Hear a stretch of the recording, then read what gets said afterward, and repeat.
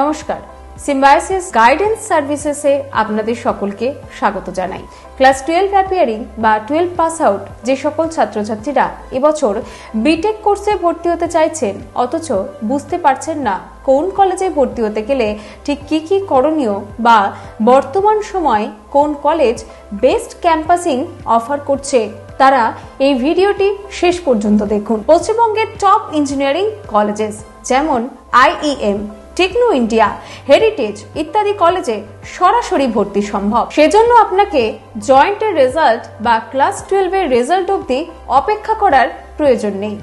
আপনি আপনার পছন্দসই স্ট্রিমে এখনই অ্যাডমিশন নিয়ে নিতে পারেন।